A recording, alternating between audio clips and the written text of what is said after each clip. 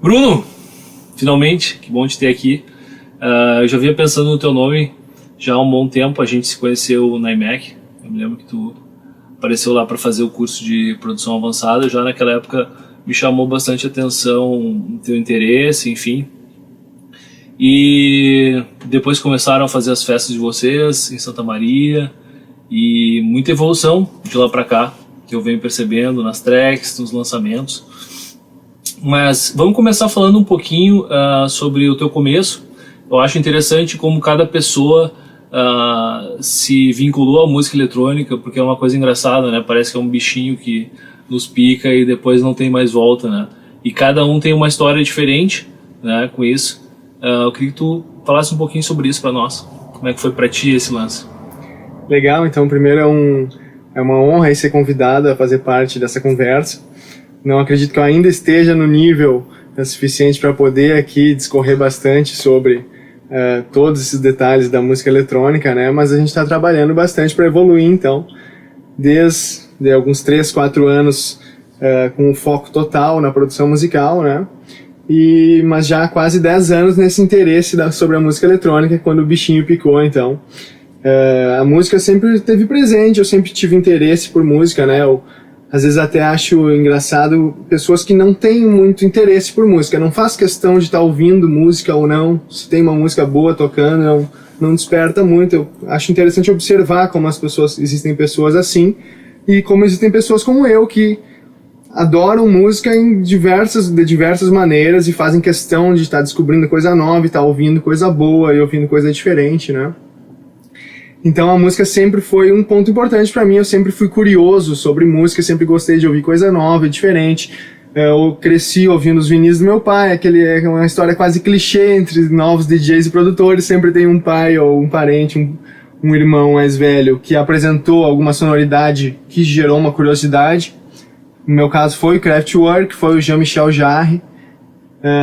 Sempre ouvi aqueles sintetizadores sem entender o que estava acontecendo, mas gerando uma curiosidade que perdurou até hoje, né? E aí, acho que era 2007, por aí eu, com meus 16, 17 anos, um amigo mais velho lá em Santa Maria me entregou um CD com um set de 56 minutos do Oliver Huntman, e aquele foi o bichinho, aquele foi o turning point, que desde então eu ouvi aquele som, fiquei impressionado.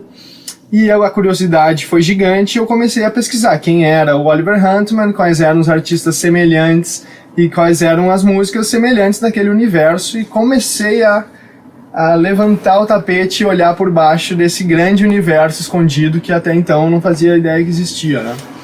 Aí descobri o Bodzin, descobri o Recorder, o projeto de ambos, pensando que era 2007, então Format B, Canyon, toda aquela galera que estava no underground do momento, né? Um minimal, que não é o minimal de hoje, mas era um minimal tech techno, maetric também, que a gente sempre gostou bastante. E assim foi. Descobri esses caras, comecei a pesquisar track, naturalmente comecei a baixar músicas, ir atrás de artistas e criar um repertório, e naturalmente virei o DJ da galera nas festinhas da galera. Era eu que trazia o meu notebook, sem controladora, sem nada, com um virtual DJ, primeiramente, depois o Tractor, e passava a madrugada lá colocando meus Format B mixado com Maetric pra galera. Logo comprei minha primeira controladora, foi uma BCD 3000, e ali eu peguei o básico da discotecagem, e a partir daí só foi.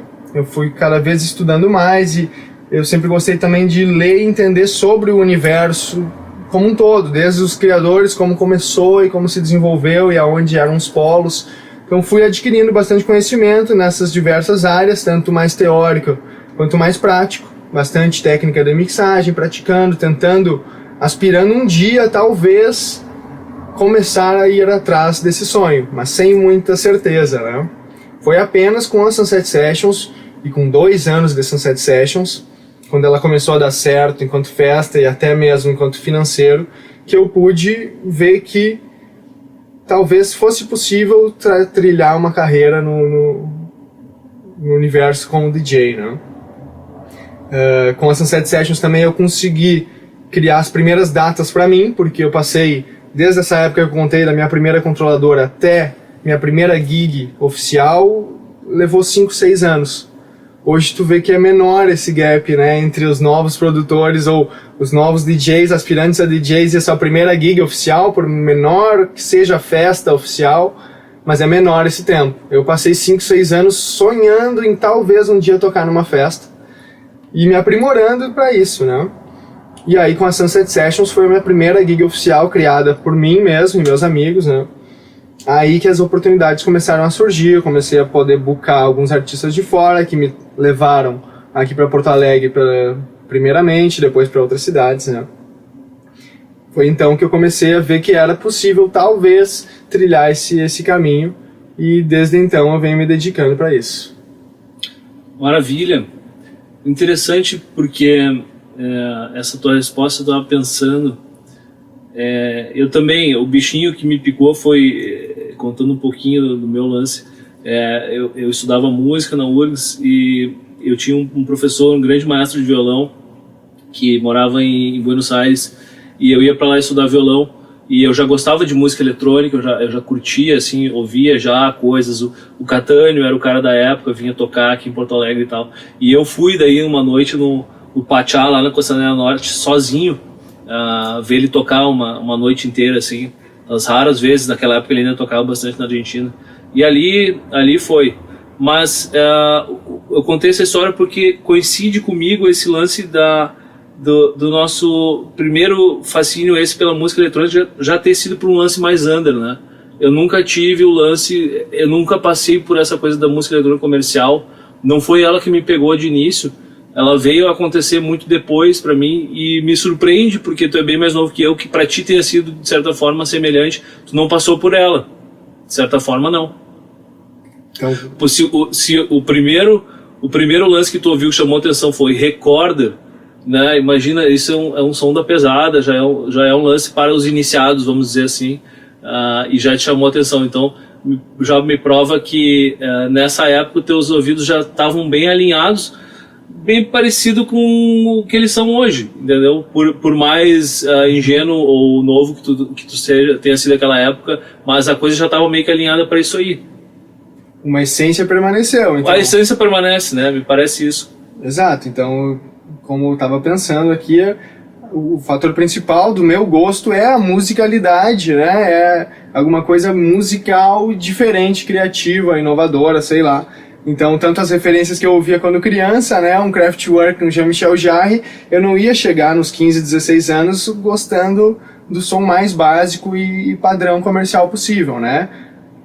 Para gerar algum interesse em mim, teria que ser alguma coisa um pouquinho mais profunda, realmente, né? Então, apesar de ter feito as minhas festas com 15, 16, 17 anos, quando essa eletrônica comercial bombava, mas era uma coisa simplesmente momentânea, não era uma coisa que me gerava uma curiosidade, um interesse genuíno, como foi com a parada mais underground. Bom, como tu recém nos contou, não tem como separar a tua trajetória até agora desse lance da festa que vocês criaram, esse núcleo que vocês criaram em Santa Maria. Para quem não conhece, eles têm um núcleo de festas chamado Sunset Sessions, é uma festa extremamente conceituada, inovadora, trazendo lineups muito bem pensados e da vanguarda dessa música eletrônica atual, e que eu imagino, para uma cidade como Santa Maria, todo o processo que vocês passaram até conseguir chegar nisso, né?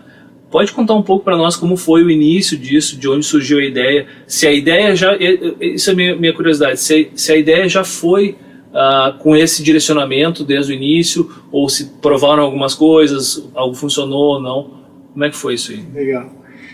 Então, em 2007 a gente reuniu esse grupo de amigos interessados em música eletrônica.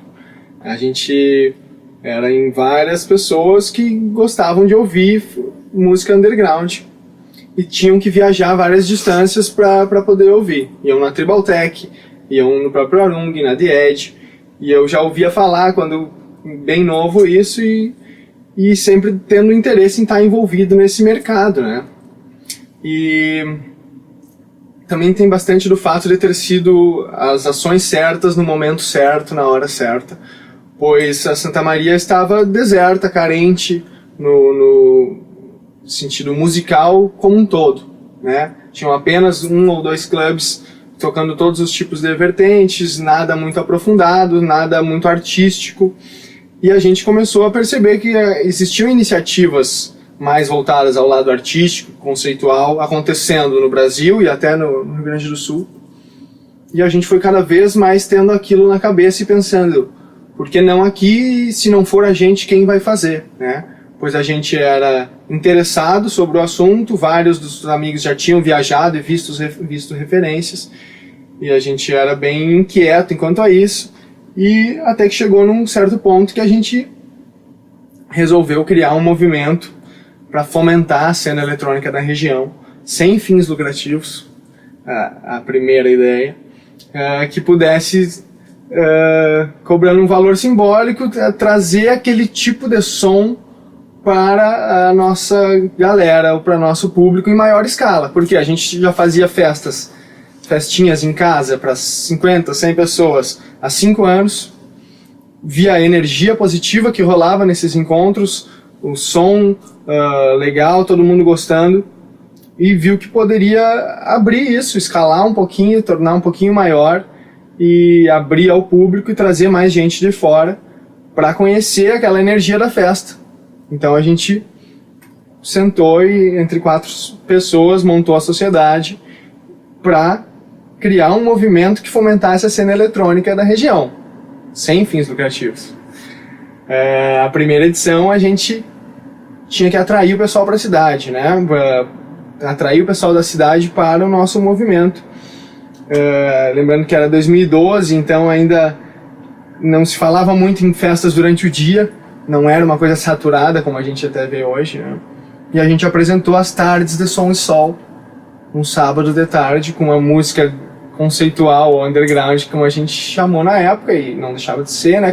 Principalmente comparado ao que rolava nos outros lugares da cidade, da região, né? E a gente fez uma parceria com a Coach, que era a lojinha do momento da cidade, e a campanha principal que deu o start na Sunset Sessions dizia o seguinte: compartilhe o flyer e retire seu ingresso na Coach, free. Então a primeira edição da Sunset Sessions, em setembro de 2012, deu 700 pessoas, um puta evento, sensacional, no fim de tarde, num deck com vista da cidade de Santa Maria, uma coisa que Santa Maria nunca tinha chegado perto de ver. Digo que no Rio Grande do Sul ainda não tinha acontecido muita coisa semelhante àquilo. Santa Maria muito menos. Então isso foi um start sensacional e muito positivo, assim, pois a marca já entrou no coração de todo mundo que estava na festa, né, naquela vez, com certeza. Apesar de ter dado um prejuízo financeiro, porque foi frio o ingresso, a gente cobrou um pouquinho no bar ali, mas o balanço foi negativo. Na segunda festa, a gente viu que tinha alguma coisa ali, né? Podia sair alguma coisa dali, e a gente tinha tido prejuízo e viu que o movimento não ia, a galera estava querendo tanto que a gente podia cobrar um pouquinho para rentabilizar a festa, até para cobrir o primeiro prejuízo. A gente fez uma segunda edição em dezembro, que foi a mesma coisa, deu mais gente, deu 800 pessoas. Então, em 2 edições, setembro e dezembro, a gente consolidou o nome da marca como a festa a ser conferida na região central do Rio Grande do Sul, principalmente porque o cenário ainda era bem menos saturado do que hoje em dia. Então a gente foi o primeiro a fazer as coisas certinho, com uma visão um pouquinho mais aprofundada do que estava acontecendo no momento, e acabou tendo essa visibilidade, essa repercussão grande. Eu penso que se fosse hoje as mesmas ações, seria positivo, mas o impacto seria menor, o crescimento seria menos exponencial do que foi para a própria marca. Pois começou assim, e em um ano a gente estava buscando artistas internacionais já, para uma cidade do interior, Santa Maria, sem nenhuma, ou praticamente nenhuma cultura de música eletrônica. Foi um crescimento muito rápido e acelerado, né? Bom, e um ponto positivo então foi, pela cidade estar deserta, abandonada, ela era crua no sentido de gosto sobre música eletrônica, né? A galera ia nas festinhas e ouvia o comercial, mas nem dava bola para aquilo, queria saber só da festa. Então não tinha ninguém puxando a direção para algum estilo de som ou dando um norte a ser seguido. E quando a Sunset Sessions surgiu com um som bem conceito, sério, entre aspas, né, mas comparado com o comercial era um som mais refinado e mais inteligente. Então, como a gente pegou esse público bem cru, a gente foi moldando o gosto do público conforme o que a gente gostava de ver, o que a gente tocava nas festas e os artistas que a gente trazia. E isso foi fazendo uma bola de neve, com o público adquirindo um conhecimento cada vez maior, conversando e até, de certa forma, exigindo da gente coisas novas e diferentes. E isso se perpetuou até hoje e ganhou uma dimensão grande no sentido de que hoje a gente é cobrado pelo nosso público a apresentar coisas diferentes e não trazer o mais do mesmo e repetir artistas e tal. E do nosso lado é positivo porque o que a gente apresenta, qualquer coisa que a gente apresentar ao nosso público, eles vão estar abertos para ouvir. Podem julgar conforme for depois, mas vão estar abertos a avaliar e dispostos a gostar do que a gente está apresentando, né? E isso acho que foi um dos fatores diferenciais da Sunset Sessions. É o que dá a ela um ponto forte em relação aos demais eventos itinerantes do Brasil e principalmente em movimentos do interior e tal. Essa inovação na curadoria, né? Então a gente tem a possibilidade de inovar graças a toda essa trajetória ao nosso público que a gente fomentou. E a gente usufrui disso enormemente hoje em dia, né? Conseguindo buscar artistas que a gente é fã, que nunca vieram para o Brasil, que são inovadores, que a gente tem certeza que são futuro, ou futuro a médio prazo, ou curto prazo, ou mais para frente mesmo. Então, eu acho que realmente o diferencial da Sunset Sessions se deve a isso, a união do público com a festa, os dois desejarem inovações musicais e aí a Sunset conseguir proporcionar isso para o público. É muito legal que eu também percebi que, como todo evento bem sucedido, né, ele gera sementes para outros pequenos movimentos se criarem e tentarem fazer o seu. E Santa Maria é um belo exemplo disso. Recentemente eu tenho visto novos núcleos se formarem, com conceitos parecidos, ou até gente do próprio núcleo fazendo as suas festas e tentando levantar a sua bandeira. Eu tenho visto festas na universidade, lá, aquela margem que os meninos fazem. Nada disso teria como existir se não fosse essa referência maior, né, onde eles puderam ver que existia o público para isso. Então, é um movimento bem saudável e natural. Me lembra a cidade universitária, então tem um frescor, né, toda a cidade universitária tem um frescor da juventude atrás disso. Então me lembra bastante cidades legais da Europa que tem isso aí também. Mas claro, com a tradição da cena já mais duradoura, de mais tempo, né? Mas o trabalho que vocês fizeram lá, realmente impressionante. Isso, então a gente até sempre é grato a isso, cada vez que a gente realiza e se dá conta disso, né, que a gente conseguiu atingir o objetivo que essa Sunset Sessions tinha quando foi idealizada, né, que era fomentar a cena eletrônica da região. Sem dúvidas, 2017 foi o ano com a maior cena eletrônica que Santa Maria já viu. A gente fez 4 ou 5 Sunset Sessions apenas, e eu toquei umas 25, 30 vezes em Santa Maria. Em diversos núcleos, umas 5, 6 vezes na margem do Bergist e do Tromer, e mais o resto em outros eventos dos novos núcleos que veem a gente como um exemplo, mas que também já estão construindo a sua própria história e seu próprio destino, né, e colhendo os frutos realmente daquele esforço de formiguinha que a gente fez nos últimos 5 anos. Né? Muito legal. Eu queria falar agora um pouquinho mais sobre esse lance mais na tua carreira, porque eu considero bem difícil para DJs locais que não produzem música, como eu digo, é até de brincadeira, mas é a forma que eu digo, cruzar o rio Mampituba, né? O rio Mampituba, para quem não sabe, é o rio que divide o Rio Grande do Sul de Santa Catarina, né? Quem dirá territórios mais adiante.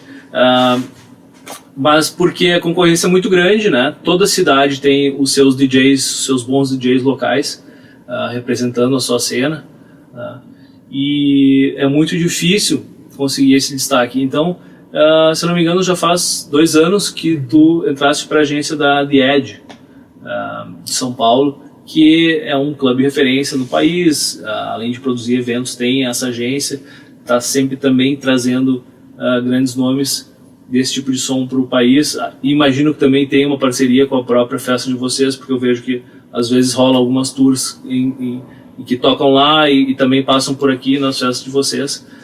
Mas voltando ao lance do DJ, a importância de estar com regularidade tocando em festas, em clubes assim, no que eu poderia chamar que é a capital do país. É Brasília, mas culturalmente no Brasil é um lugar mais cosmopolita, sem dúvida, São Paulo. O que te trouxe isso de bagagem, né, essa experiência de poder estar tocando lá mais vezes e ter contato com DJs de lá, enfim? Bom, então primeiro, em relação ao estar na agência, né, é algo sensacional para um guri de Santa Maria, nascido em Dona Francisca, na verdade, sem ter crescido num ambiente criativo que estimulasse a arte, ou numa própria cidade que não estimulasse a arte, chegar e deixar de ser o mesomo da Sunset Sessions e passar a ser o mesomo da The Edge de São Paulo, né? Então realmente é um passo super importante, assim, e também é mais um fator de ser o lugar certo na hora certa. Eu acho que a festa tem bastante influência nisso, meu poder de trazer artistas para cá e fazer um movimento acontecer aqui, né? E realmente é incrível poder estar presente frequentemente no polo principal da cena eletrônica nacional. Faz a gente sair da zona de conforto de muitas maneiras, né? Tanto na pesquisa, quanto na técnica, quanto na postura como artista. Bastante, assim. Tá vivenciando como a operação toda acontece lá numa casa vai fazer 18 anos agora, com profissionais em todos os setores, profissionais já vividos e com muita experiência no mercado noturno, né? Quando começaram a trabalhar no mercado noturno, eu ainda não falava uma palavra, né? O Spavieri é um cara lá que a gente gosta bastante, é uma referência da cena de São Paulo há 20 e poucos anos, né? Então é realmente uma satisfação, um aprendizado imensurável, assim, estar convivendo com essa turma toda. Quando vêm os artistas internacionais, então, e tem a possibilidade de conviver com esses caras ou dividir a cabine com eles, é mais incrível ainda, né? Ano passado eu tive a oportunidade de abrir para o John Digweed, que foi realmente um dos pontos mais altos, assim. E a outra vez eu abri para o Roche e para o Carmo, ambos na The Edge, e observar realmente a postura desses caras, a técnica como um todo, né? Toda a bagagem que eles trazem é realmente muito agregador para a carreira. E principalmente expor o cara a situações diferentes de discotecagem, né? Porque cada um tem o seu som, enfim, aquele set, a sua linha que gosta de fazer, mas como é um clube que tem os after hours, enfim, que me parece mais parecido com os clubes da Alemanha, que meio que a coisa não fecha e o som vai indo, e quando vê, era para tocar 2 horas, não, toca 4, toca 5, né? E eu acho que esse tipo de contexto, nem todos têm acesso a isso, mas traz muita bagagem para quem toca, principalmente no lance da discotecagem. Fico feliz que tenha tido essa oportunidade e ainda esteja bebendo dessa fonte. Perfeito, não é? Tu falou ali de tocar antes dos caras, né? Tipo assim, situações, after hours. Sim, as situações elas não são tão previsíveis. Exato. Como tu só tocar de headliner numa festa, é isso que eu quis dizer, entendeu? Porque quando vem não bombou à noite, são várias coisas, né? Bombou mais tarde. Eu sei que lá acontece essas coisas direto. Exatamente, então quando chega para tocar lá numa The Edge da vida, a gente chega sem muita segurança do que vai acontecer. Isso. Então um lugar como a The Edge é um clube muito dinâmico, é um lugar onde as coisas podem mudar rápido, diversas situações podem acontecer. A gente chega preparado até um certo ponto, mas não totalmente preparado, pois não está seguro 100% quanto o que vai acontecer. Um caso foi nessa vez do Roche do Carmo, quando eu cheguei no aeroporto em São Paulo às 10 da noite, e eu ia apenas fazer um long set no lounge, sozinho, eu recebi uma mensagem dizendo que eu ia abrir para o Roche, para o Carmo. Não tinha preparado o warm-up, não tinha preparado nada, tinha preparado um long set no lounge, que é um ambiente mais introspectivo, né? E de repente tive que chegar na hora e apresentar um warm-up decente para o Roche, para o Carmo. E então é um exemplo de como é flexível e e é realmente sempre um desafio a sair da zona de conforto, estar presente num clube assim. Vamos falar agora um pouco mais sobre produção musical em si. Eu já te acompanho há algum tempo e me parece, assim, pelo menos das pessoas que eu conheço, que foram alunos, passaram pelo meu estúdio ou pela IMEC, tu me parece ser um dos primeiros que apresentou esse interesse por esse som mais batucado, essas referências mais, que é a turma da Kind Music fazendo isso e conseguiram, digamos, exportar mundo afora esse exotismo. O que gerou interesse em ti nesse tipo de sonoridade? Porque na época, eu me lembro que nós começamos a conversar, isso ainda não estava rolando aqui muito. E vocês começaram a trazer, principalmente nos sets e tal. Depois na produção musical, né, que isso já está aparecendo na tua produção. Tu lembra mais ou menos as primeiras coisas que tu escutou que tinham essa pegada? Não, então a influência desse som afro batucado vem de antes ainda do meu interesse por música eletrônica. Quando eu descobri o Fela Kuti, o nigeriano lá dos anos 70, para quem não conhece, e há muita gente que não conhece, isso é algo que me indigna ainda, como pouca gente conhece elementos da cultura tão importantes mundialmente, assim, né? E um deles é o Fela Kuti, que é um revolucionário, além de músico, revolucionário na Nigéria dos anos 70, e pouquíssima gente conhece, né? Eu estava um dia jogando GTA, há 10 anos atrás, isso, e tocou Zombie do Fela Kuti no jogo, e eu tive que parar e descobrir que som era. E a partir dali eu baixei toda a discografia dele, mergulhei em toda a obra do cara, e aí os seus afluentes ali, o Tony Allen, que era o baterista dele, depois teve a carreira solo, o Dele Socimi, que aí vem agora com um remix na Inner Visions, de uma track do Dele Socimi, em 2014, que foi algo que me despertou essa possibilidade de união entre esses dois estilos. Por quê? O Afrobeat, então, que é o que o Fela ajudou a construir, o gênero que ele moldou e construiu, é muito dançante, é muito melódico, é muito energético e tem os mesmos BPMs de um som de pista. Levemente adaptado, ele é quase uma track a ser tocada num evento onde as pessoas querem dançar e celebrar, né? Então é um som super adequado para esses momentos. E então essas referências foram surgindo lá em 2014, 2013, eu ouvi um Iena, uma track do Iena, uma track esse remix que saiu na Inner Visions, que até a gente vai ouvir esse no final. É um dos que eu selecionei justamente por isso, por fazer essa intersecção entre a referência bruta, que é o som africano dos anos 70, e essa referência incluída na música eletrônica, né? E aí então, essa referência incluída na música eletrônica gera esse som ultra alegre, energético, dançante, batucado, melódico, numa forma alegre, né? E essa união eu fui vendo como positiva e como uma possibilidade de ser um gênero que viesse a ser importante, porque ele tem o potencial para ser um gênero de massa, ou para agradar bastante gente. Atualmente eu observo isso cada vez mais, tocando essas tracks e vendo como essas tracks agradam todo mundo, ou todo mundo que não está muito focado em um som mais cabeçudo ainda, entendeu? Mas quem está ali para se divertir, ouvir música boa e dançar, esse som é super adequado e ao mesmo tempo é algo criativo e interessante, né? Não é uma coisa manjada ou apelativo, pelo contrário. Então é daí que vem essas referências. Eu sou suspeito porque eu sou fã desses caras também, especificamente desses alemães. Há 2 anos eu fui pro ADE e eu fui na festa deles e achei sensacional, e me chamou a atenção isso também, a diversidade das pessoas, a alegria do som. Eles tocam de tudo, eles fizeram um back-to-back, todos eles ali da Kind Music, e tocam Tim Maia, tocam tudo que tu pode imaginar, as referências são bem amplas do que eles tocam. Mas na produção, o que eu diria, tem aquela forma tradicional de ensinar a produção musical, como fazer uma bateria de house, enfim.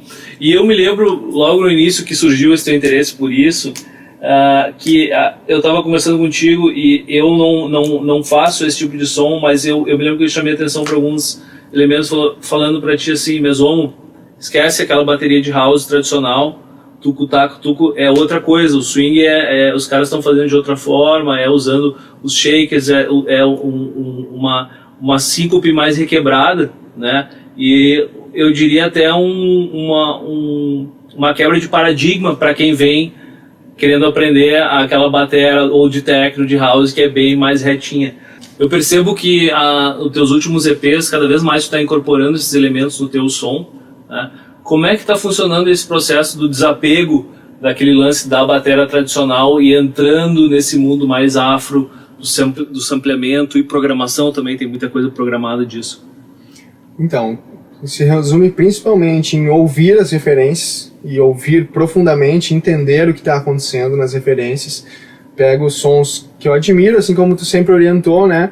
Pegar os sons que tu sente que funcionam, que te agradam de certa forma e desconstruir eles e observar por que ele está chegando naquele resultado final e o que está criando aquele resultado final. Então, principalmente ouvir muito as referências, essas que eu nomeei, todos esses últimos artistas que estão surgindo aí com tanta qualidade nesse gênero mais afro, e tentativa e erro, muita tentativa e erro.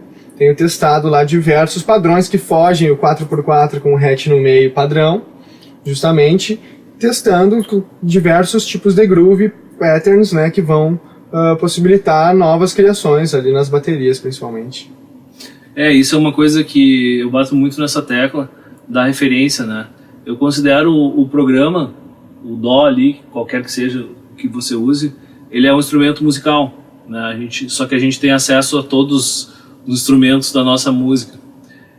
Mas a gente também tem coisas a aprender ali, da mesma forma que se eu chegar agora e pegar um violino, eu não saio tocando, eu preciso aprender algumas coisas para eu começar a tocar violino, ou algum instrumento que eu não toque. Então, assim, como é que a gente aprende?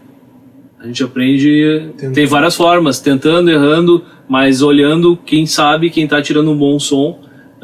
Quando a gente não tem, muitas vezes, a pessoa logo ao lado, ouvindo, fazendo essa engenharia reversa, que eu acho que tem muito a acrescentar, inclusive, para o nosso ouvido, a expansão da nossa compreensão das coisas, para escutar mais coisas, escutar mais dentro do som, ainda entender essas relações. Eu fico feliz que tu esteja fazendo isso, porque eu faço isso até hoje com coisas que eu quero evoluir no meu som. Em seguida eu estou estudando coisas, analisando produtores que eu gosto para ver se eu posso ou não incorporar. Às vezes o cara leva mais de um ano para entender algumas coisas, 2 anos para incorporar alguns elementos que parecem simples, mas não são tão simples. Mas uma vez tu compreende, depois é dominado, né?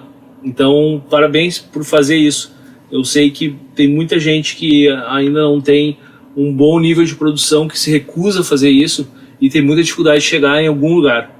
Porque quando a gente não sabe nada, a gente só fica experimentando, a gente não fala o idioma e acaba não conseguindo expressar muito bem, e essas músicas acabam não sendo muito úteis para quem está tocando aquilo, né? Eu mesmo passei assim, e continuo às vezes, me encontro em períodos que eu estou há alguns dias ou semanas tentando fazer alguma coisa por si só, sem pé nem cabeça, sem um objetivo definido, sem seguir alguma referência, e aí eu percebo que eu não estou chegando a lugar nenhum, e aí eu paro e penso, agora é hora de botar uma referência aqui e começar a seguir a referência novamente e não ficar indo para lá um pouquinho, para cá um pouquinho, ter um objetivo mais definido, né?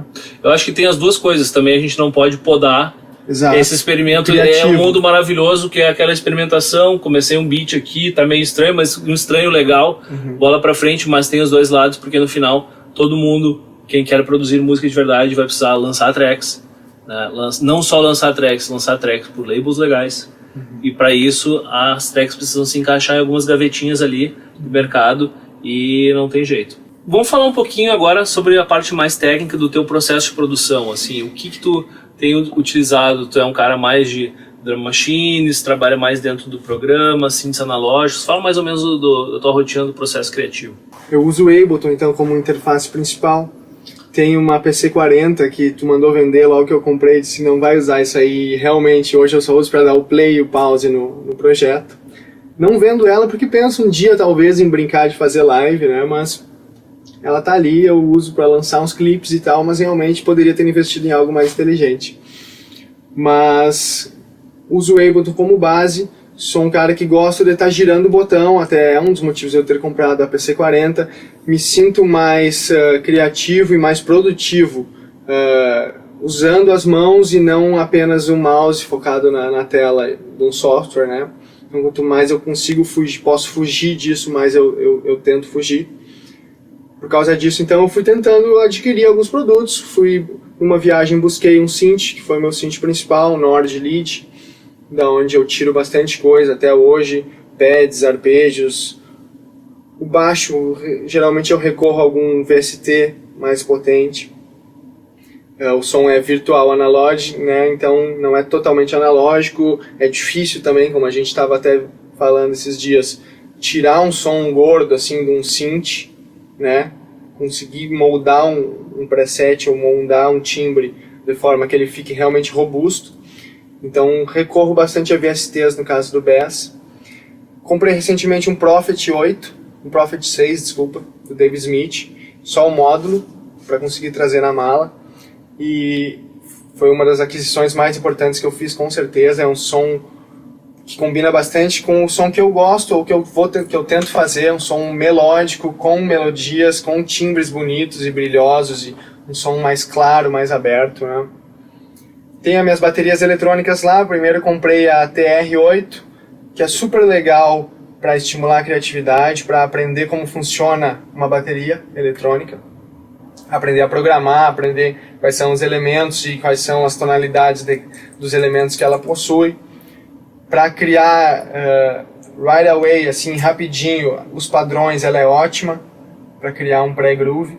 Mas eu geralmente não consigo utilizar os timbres dela, na sua maioria, no final, quando eu já estou lá no processo de tratamento, de mix da track, eu acabo trocando o sample dela por um sample de algum pacote, ou algum outro sample que eu tento extrair, ou da Machine, que eu também tenho, ou da Electron Analog Rhythm, que é a bateria nova que eu comprei recentemente, que eu ainda estou explorando e descobrindo como extrair o melhor dela. Mas com essas três aí eu consigo suprir bem o universo aí das percussões e mais alguns quantos pacotes de samples. Eu acho que ninguém consegue fugir tão cedo disso, né? E tem muita coisa boa que eu acabo pegando em sample mesmo, junto com o Mini Tauri aí completo, o kit todo, que é o synthzinho da Moog. Tenho planos de vender ele, comprar um Sub-37 mais adiante, que eu acho que com o Sub-37, o Nord e o Prophet eu já estaria bem coberto aí para timbres. E é isso. Tenho também a TB3, que está abandonada lá atrás do armário. Não consigo tirar nada muito interessante dela. E há um mês atrás comprei minha primeira Technics MK2, porque eu tenho a minha coleçãozinha de vinil, tanto uns do Fela Kuti, quanto uns do Jean-Michel Jarre, quanto os eletrônicos que eu comprei nas minhas viagens, e a maioria lacrado, eu nunca tinha aberto, só tinha comprado e nunca tinha tocado em casa, nem em lugar nenhum. E agora comprei a Technics, que é a última aquisição do meu setup, para samplear também, samplear sons do vinil e jogar dentro do Ableton e retrabalhar, e também para adquirir a técnica em mixagem em vinil, que eu não tenho tanta confiança ainda, preciso ter mais prática, e por isso agora está lá em casa, uma Technics. Pô, que bacana, aí é luxo puro, né? Legal. Bom, a gente vai chegando naquela sessão onde tu nos mostra quatro músicas que te chamam a atenção, do passado ou do presente. Elas não precisam ser necessariamente músicas de pista, mas podem ser também. Mas que te chamam a atenção, a mensagem da música ou elementos da produção, a gente dá uma escutada e fala sobre elas. Show. Vou começar com qual? Então, a primeira, que a gente falou bastante, eu queria ouvir o Fela Kuti, Lady. Gosto muito do saxofone, é um instrumento que eu me apaixono pelo timbre, assim, e o Fela Kuti é o mestre na arte do saxofone. E a bateria, acho muito interessante. O Tony Allen era o baterista e o Fela Kuti dizia: se eu tiver que tirar o Tony Allen, eu tenho que colocar 5 bateristas no lugar dele, porque ele é tão flexível e tão variado, e o som é tão orgânico, e que parece que tem realmente mais de um baterista tocando. E essa união do batuque, dos timbres do Fela e de todo o groove do Afrobeat, eu acho uma das músicas mais incríveis, assim, pro meu gosto, com certeza.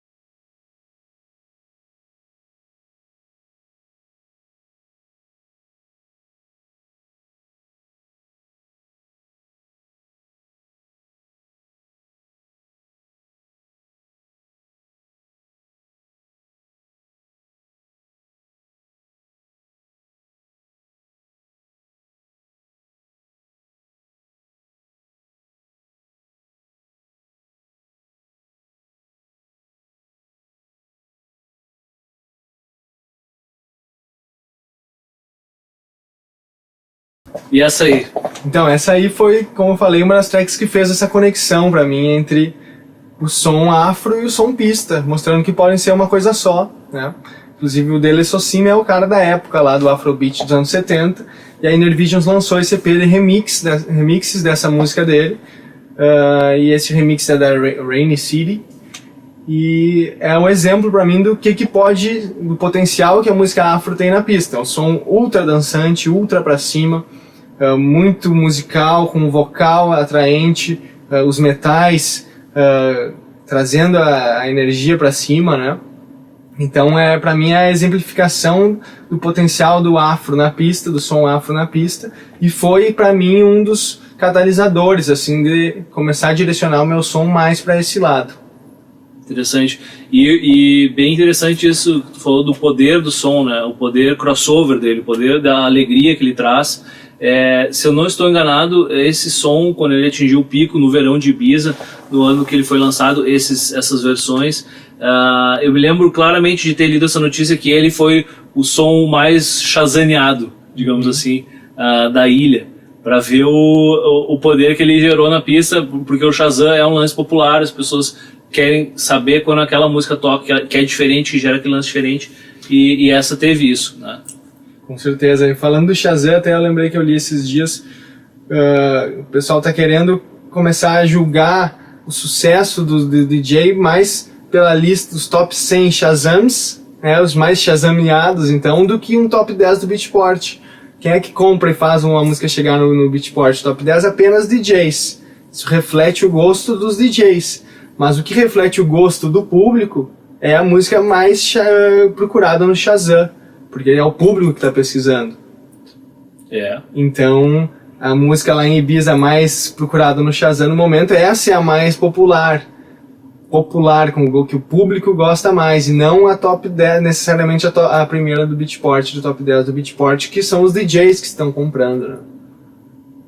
É uma observação interessante. Novas formas do público chegar e julgar estão se criando no mercado, né? A gente já tem DJs tocando sem estar no clube, coisas bem estranhas, mas esses experimentos têm sido feitos, ou seja, né, DJs tocando em 3 clubes ao mesmo tempo, sendo que ele está fazendo um set em casa. Vários desses conceitos eu acho que vão ser colocados para teste e para ver o que é que as pessoas sentem na pista de verdade, e o futuro está aí para a gente ver. Não, eu vou botar uma aqui então, que sempre quando eu toco tem uma resposta foda, não importa se é em Santo Cristo ou São Paulo. Perfeito. E já é um som meio antigo e eu nunca vi nenhum outro DJ tocando, e tudo isso eu acho estranho, entendeu? Porque pra mim é uma sonzeira.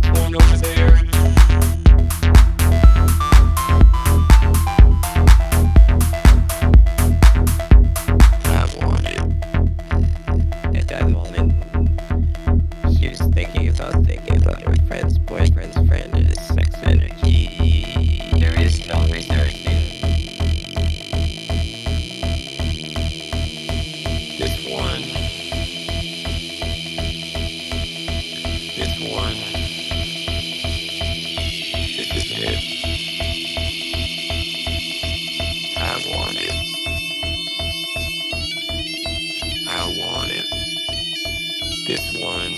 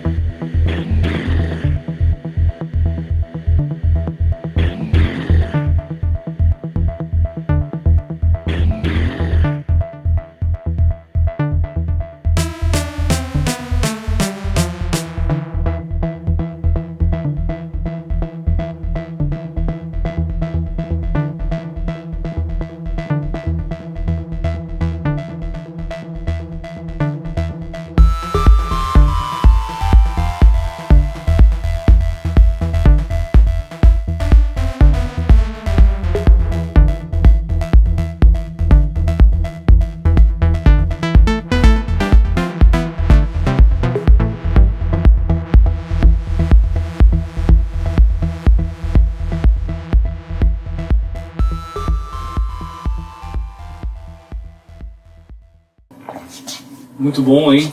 Muito bem mixada a track. É o tipo de track... De quem é isso? Ruede Hagelsheim. Ah, sim. Tá, esses caras realmente é um domínio muito grande. Não só, no caso dele, um cara extremamente musical que ele é, mas também, além disso, tem um domínio muito grande dos efeitos, né? Do que funciona na pista, que tipo de arranjo, quais os sons que funcionam de verdade. Então ele tem essa simplicidade complexa que eu chamo. Na verdade, ele tem uma simplicidade na escolha dos elementos, mas tudo é on point, a gente pode dizer. Perfeitamente. Então, eu escolhi essa track justamente por ser uma das que eu toco e funciona em qualquer lugar, e uma das que eu mais tentei recriar o groove, como eu estava falando, e justamente pelo groove não parecer complexo e ser tão pra frente, tão energético assim, que eu já tentei reproduzir ele de algumas maneiras e algumas formas e não consegui chegar. Não consegui chegar em algo que me agradasse, pelo menos, porque ele parece simples, mas é exatamente uma simplicidade complexa e que preenche muito bem todas as frequências e funciona mesmo, assim, em qualquer lugar, como eu falei. Então funciona em Santo Cristo e Santa Rosa e funciona em São Paulo às 10 da manhã no Super After. Que ela tem essa coisa do baixo seco, né, que dialoga bem com essa turma aqui do Brasil e tal. Tem o baixo seco, tem o vocal meio freaky, exato, né, o synth meio aberto ali. Ela tem os ingredientes que meio que dialogam com várias tribos. Exato, e não é um som reto, né? Então é algo que realmente não combina comigo, e pelos exemplos todos que eu mostro, assim, o som reto. O som que eu gosto é esse som quebrado, e com momentos, e com timbres e variações, né? Maravilha, então, para fechar, agora fechar com chave de ouro, ping-pong, eu falo algo e tu fala o que tiver à cabeça. Tem que ser rapidinho, uma palavra ou duas no máximo, o que vier à cabeça na hora mesmo. Vamos lá então, começou. Kick. Base. Bass. Movimento. Arpejos. Melodia. Hertz. Energia. Saturação. Cor. Drum machine. Esqueleto. Compressão. Força. Canal Master. A aprender. Maravilha. Está masterizado então aqui a nossa sessão. Foi um prazer te receber aqui. Vários insights bacanas, histórias que eu não conhecia da tua Legal. trajetória. E vamos ver se a gente faz mais um ano que vem. Perfeito.